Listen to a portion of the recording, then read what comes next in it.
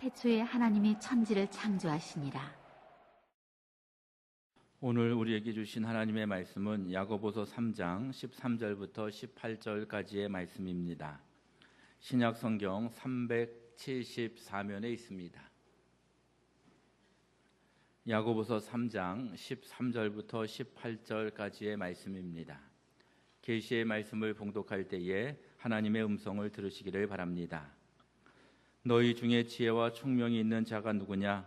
그는 선행으로 말미암아 지혜의 온유함으로 그 행함을 보일지니라. 그러나 너희 마음속에 속한 독한 시기와 다툼이 있으면 자랑하지 말라. 진리를 거슬려 거짓말하지 말라. 이러한 지혜는 위로부터 내려온 것이 아니요 땅 위의 것이요 정욕의 것이요 귀신의 것이니 시기와 다툼이 있는 곳에는 혼란과 모든 악한 일이 있음이라. 오직 위로부터 난 지혜는 첫째 성결하고 다음에 화평하고 관용하고 양순하며 긍휼과 선한 열매가 가득하고 편견과 거짓이 없나니 화평하게 하는 자들은 화평으로 심어 의의 열매를 거두느니라.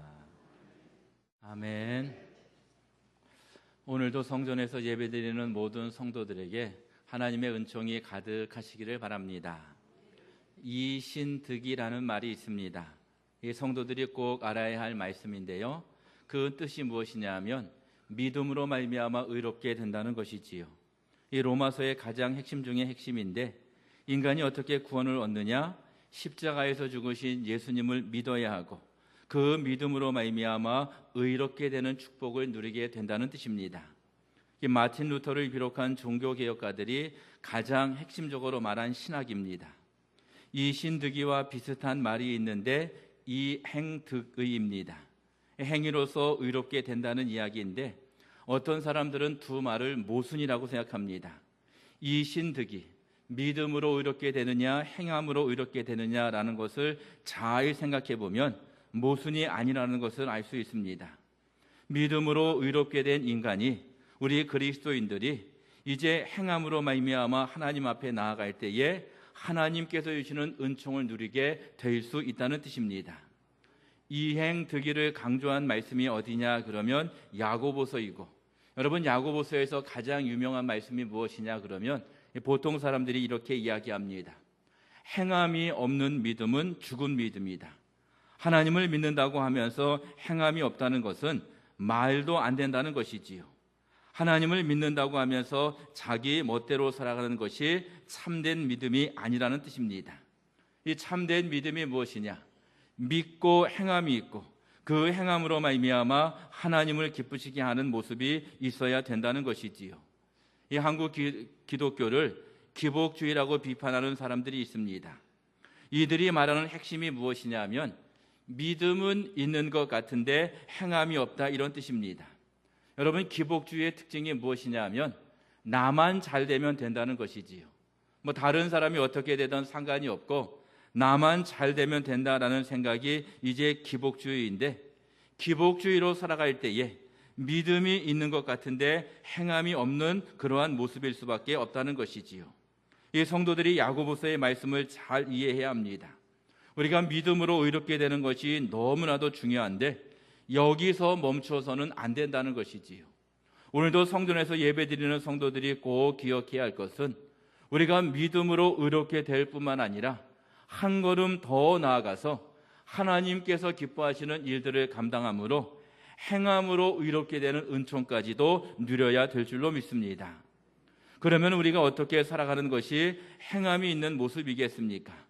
이 정답이 오늘 본문에 기록이 되어 있는데 지난 2주 동안 살펴본 말씀입니다. 이 성도들이 살아갈 때에 땅에서 나는 지혜가 아니라 하늘에서 오는 지혜로 살아가야 하는데 위로부터 오는 지혜로 살아가는 사람들이 이행득이의 축복을 누리는 복된 인생이 될 수 있다는 것이지요. 여러분, 땅에서 난 지혜의 대표적인 것이 무엇입니까? 시기와 다툼입니다. 시기하는 것, 다투는 것, 이러한 일들을 통해서 혼란이 생기고 결국 오늘 보면 16절에 있는 말씀처럼 악을 만들어낸다, 이렇게 말씀하고 있습니다. 만약에 내가 시기와 다툼을 했다면 내가 오늘 악한 일을 했구나, 이렇게 생각하시면 되고요. 내가 오늘 잘 살았구나가 아니라 내가 하나님 앞에서 죄를 지었구나 이렇게 생각하면 된다는 말씀이 오늘 본문 16절에 있는 말씀입니다. 이 성도들이 어떻게 살아야 하느냐? 시기와 다툼을 멀리하고 하나님께서 기뻐하시는 일들을 감당하는 모습이 있어야 된다는 것이지요. 그러면 성도들이 어떻게 살아가야 하느냐? 오늘 본문 17절에는 6가지로 말씀하고 있습니다. 첫째는 성결이지요. 늘 깨끗한 마음으로 하나님만을 바라보는 마음이 있어야 됩니다. 둘째는 화평인데 평화를 사랑하고 평화를 만들어가는 성도가 되어야 합니다. 그리고 셋째는 관용이지요. 이 관용을 모든 사람들이 알게 하라라는 말씀이 있는데 넓은 마음으로 이해하는 것입니다. 속상하고 힘들고 이해가 되지 않고 손해를 볼 때가 있습니다. 이때 예수님께서 십자가에서 죽으신 그 사랑을 기억하면서 용서하고 이해하며 살아가는 모습이 필요하다는 것이지요. 그리고 넷째가 양순입니다. 이 유페이데스라는 말은 잘 순종한다라는 뜻인데 하나님의 말씀을 잘 순종하고 하나님의 뜻대로 살아가는 것입니다. 반항적인 거나 부정적인 것이 아니라 주여 말씀하시옵소서 종이 듣겠습니다. 이 마음으로 하나님의 뜻을 기억하며 하나님의 뜻을 이루며 살아가는 것입니다. 이 5번째 특징이 무엇이냐 그러면 긍휼로 선한 열매를 맺는 것입니다. 오늘 본문에서는 긍휼과 선한 열매다 이렇게 말씀하고 있는데 우리가 긍휼의 마음을 갖고 선한 열매를 맺으며 살아가는 것이 위로부터 난 지혜로 살아가는 자들의 모습이라는 것이지요. 여러분, 긍휼이라는 말은 불쌍히 여긴다 이런 뜻인데 당연히 비참한 상태에 빠질 사람을 긍휼히 여기는 것, 그들을 불쌍히 여기는 마음이 긍휼이라는 것이지요. 어떤 사람이 잘못을 했습니다. 그 사람이 벌을 받는 것은 당연합니다. 그런데 그 사람을 불쌍히 여기고 용서하는 마음이 긍휼이라는 것이지요. 여러분, 유대인들이 현장에서 간음한 여인을 예수님 앞으로 끌고 왔습니다. 예수님, 율법에는 이 여인을 돌로 치라고 했는데 어떻게 하면 좋겠습니까? 예수님께 질문합니다. 예수님은 올무에 걸려서 넘어뜨리려고 하는데 이때 예수님께서 너무나도 유명한 말씀을 하십니다. 너희 중에 죄 없는 자가 먼저 돌로 치라. 그 말을 들은 사람들이 슬금슬금 그 자리를 떠났을 때에 예수님께서도 말씀하시지요. 나도 너를 정죄하지 않노라. 다시는 가서 죄를 짓지 말라. 여러분, 예수님의 마음을 생각해 보십시오. 이 여인은 죄인입니다. 돌에 맞아 죽어야 합니다. 내가 돌을 들고 던지는 것이 너무나도 당연합니다. 그런데 예수님은 용서하시고 불쌍히 여기시고 긍휼의 마음으로 이 여인에게 새로운 삶을 주었다는 것이지요.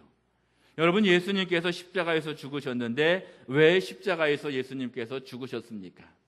물과 피를 쏟으시며 왜 고통을 당하셨느냐? 죄 없는 사람들이 아니라 죄인들을 위해서 죽으셨습니다. 의인들이 아니라 죄인들을 위해서 십자가에서 죽으셨고 죄인들을 용서하시고 회복시키시고 사랑하시기 위해서 십자가에서 죽으셨다는 것이지요. 예수님의 사랑은 긍휼의 사랑입니다. 죄인들을 불쌍히 여기는 사랑이라는 뜻입니다.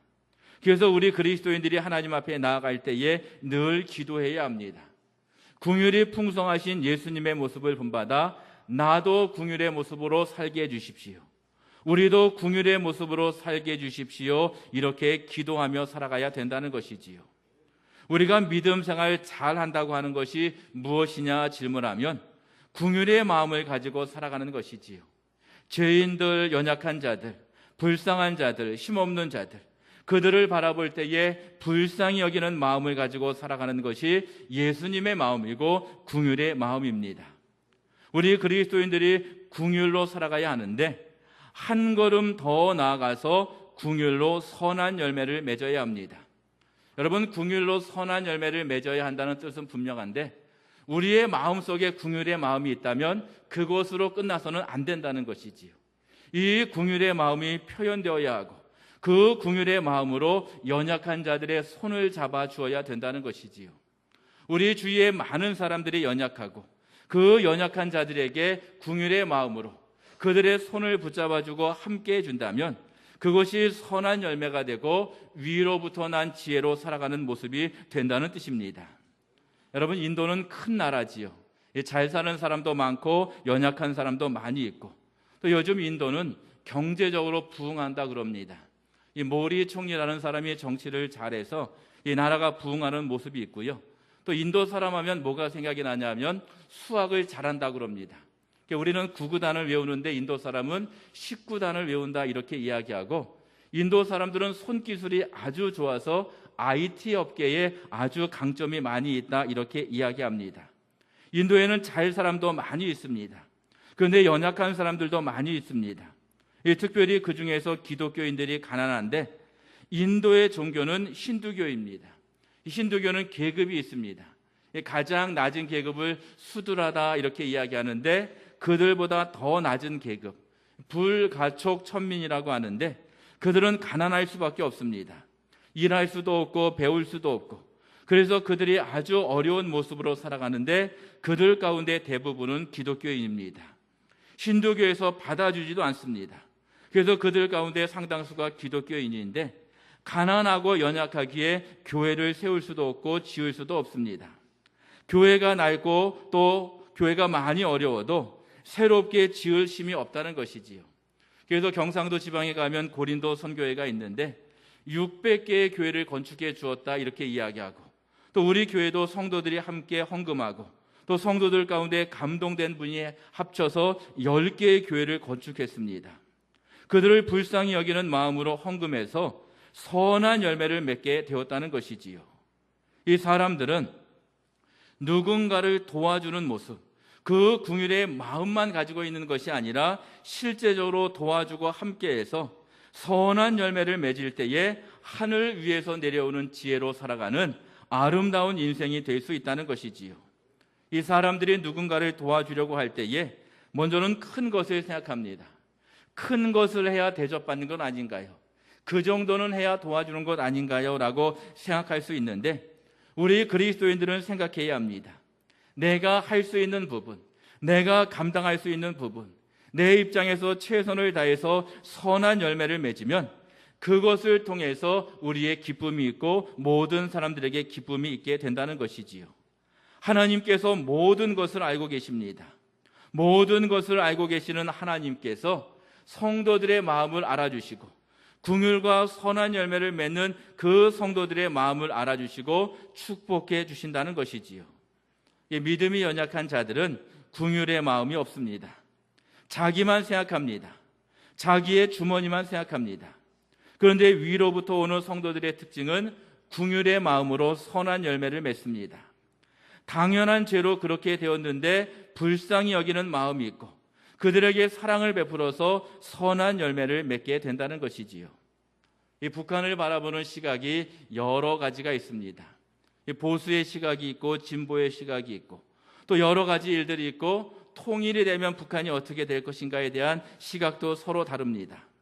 그런데 우리 그리스도인들, 성도들의 마음은 북한을 바라볼 때에 어떤 마음을 가지고 바라보아야 하느냐? 긍휼로 선한 열매를 맺어야 한다, 이런 마음이 있어야 됩니다. 이 북한은 경제적으로 너무나도 어렵습니다. 우리나라와 비교가 되지 않습니다. 10분의 1, 20분의 1 경제 수준밖에 되지 않습니다. 이 북한의 식량 사정이 좋지 않은데 1990년대 중반에 이런 일이 있었습니다. 이 김정일이 죽기 전에 어떻게 생각했냐면, 김일성이 죽기 전에 우리나라가 이렇게 어려운데 식량이 부족한데 식량을 많이 생산할 수 있는 방법이 없을까 생각하다가 이렇게 이야기합니다. 여러분들 텃밭을 개간하십시오. 텃밭을 개간해서 얻은 농산물은 여러분들의 것입니다 라고 하면서 선포를 했더니 많은 북한 사람들이 산을 개간합니다. 이 산을 개간해서 농작물을 많이 얻게 될 것이다 라고 그런 생각을 했는데, 여러분 어떤 일이 있었냐면 홍수가 났지요. 홍수가 나면 어떻게 되느냐? 그 모든 밭도 망가지고 산도 망가지고 밑에 좋았던 땅도 다 망가지고, 그래서 결국 북한에게 큰 식량의 어려움이 있는 그러한 일들이 있었다는 것이지요. 농사를 지어서 좋은 것 같지만 그래서 결국 그들은 여러 가지 어려움 속에서 빠지게 되었고, 엄청난 사람이 굶어서 죽고 많은 사람들이 배고픔에 고통을 당하는 모습이 있었다는 것이지요. 그 고통의 모습이 그때로 끝난 것이 아니라 지금까지 계속되고 있는데, 가장 큰 아픔이 무엇이냐 그러면 학자들은 아이들이다 이렇게 이야기합니다. 특별히 2세 이하의 아이들인데, 갓난 아이들이 먹지 못하면 어떻게 되느냐? 뇌가 발달하지 않습니다. 이 전응하러 평생을 살아야 합니다.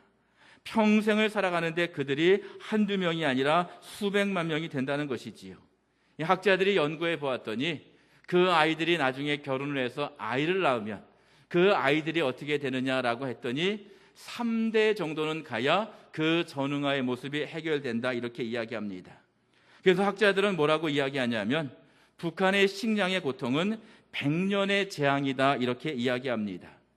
한국 교회가 북한을 도와주어야 하느냐라고 하는 질문에 성도들의 의견이 여러 가지 있을 수 있습니다. 좋다, 그렇게 하자. 아니다, 북한의 핵 문제와 미사일 문제를 해결하기 위해서 더 강하게 압박해야 한다라고 하는 의견이 있을 수 있는데, 성도는 오늘 말씀을 생각해 보아야 합니다. 여러분, 오늘 말씀의 핵심이 무엇입니까? 긍휼로 선한 열매를 맺으라. 우리가 긍휼의 마음을 갖고 선한 열매를 통하여 하나님께서 기뻐하시는 일들을 감당해야 된다는 것이지요. 기회가 있으면 그들도 도와주고 많은 사람들에게 기쁨을 함께 나누는 모습이 있어야 된다는 뜻입니다. 몇 년 전에 우리 교회에서 100만 원의 헌금을 이제 북한의 신의주의 단동에 있는 곳에 빵을 만들 수 있도록 헌금을 보낸 적이 있습니다.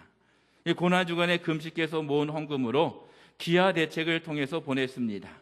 아마 성도님들 가운데 금식 헌금을 한 것은 기억하셔도 북한을 도와준 것은 잘 기억하지 못할 수도 있습니다. 그렇지만 분명한 것은 그쪽에 가서 이제 빵 공장에 돈을 지원해서 그들에게 사랑을 나누어서 선한 열매를 맺었던 우리 교회의 아름다운 일들이 있었다는 것이지요. 우리 모든 그리스도인들이 평생을 살아갈 때에 오늘 말씀을 꼭 기억하며 살아가야 합니다. 우리가 어떤 모습으로 살아가야 하느냐? 마음에 긍휼의 마음을 품고 그 긍휼의 마음으로 선한 열매를 맺고 선한 열매를 통하여 하나님을 기쁘시게 하는 아름다운 모습이 있어야 될 줄로 믿습니다. 간절히 소망하기는 이러한 은혜가 우리 모든 성도들에게 가득하시기를 바랍니다. 또 위로부터 난 지혜로 살아가는 자들의 6번째 특징이 무엇이냐 그러면 편견입니다. 이 편견은 좋은 것은 아니지요. 지금까지 살펴보았던 5가지는 좋은 것들입니다. 성결하라, 화평하라, 긍휼로 선한 열매를 맺어라, 양순하라, 이런 것들은 좋은 것들입니다. 그런데 6번째는 좋은 것이 아니라 하지 말아야 할 것입니다. 편견이 없어야 한다는 뜻입니다. 편견은 치우쳐서 보는 것인데 잘못된 마음이라는 뜻입니다. 여러분, 안대를 하고 코끼리를 만집니다. 그러면 그 코끼리의 어떤 데를 만지느냐? 어떤 사람은 꼬리를 만지고 어떤 사람은 상아를 만지고 또 이렇게 만질 때에 다를 수밖에 없다는 것이지요. 그들이 서로 이야기합니다. 코끼리는 상아의 모습과 같다. 코끼리는 꼬리의 모습과 같다. 코끼리는 몸통과 같다라고 이야기할 수밖에 없는데 그들은 전체를 보는 것이 아니라 일부만을 볼 수밖에 없다는 것이지요. 모든 사람의 특징이 있다면 편견이 있다는 것이지요. 한국 사람들과 일본 사람들의 생각이 다른데, 왜냐하면 서로의 문화와 환경이 다르기 때문에 그렇습니다. 여러분, 유럽 사람과 우리나라 사람들의 생각이 다른데 서로의 환경과 배경이 다르기 때문에 그렇습니다. 이 중요한 것이 무엇이냐 그러면 늘 자신을 점검하는 것입니다. 내가 바르게 생각하고 있는가? 내가 편견을 가지고 살아가고 있는가? 내가 내 스스로의 감옥에 갇혀서 편견을 가지고 살고 있지는 않은가 자신을 생각해 보아야 된다는 것이지요. 여러분, 미국에서 종종 총기 사고가 납니다. 안타깝게도 학교에서도 나고 여러 곳에도 나는데 총기 사고가 나면 많은 사람들이 이유도 없이 이유도 모른 채 죽어갑니다. 이 총기 사고를 일으킨 사람들의 이야기를 들어보면 기가 막히지요. 편견과 오만이 가득 차서 세상을 미워합니다. 말도 안 되는 이유를 들어서 사람들을 그냥 죽입니다. 그들이 이야기하죠.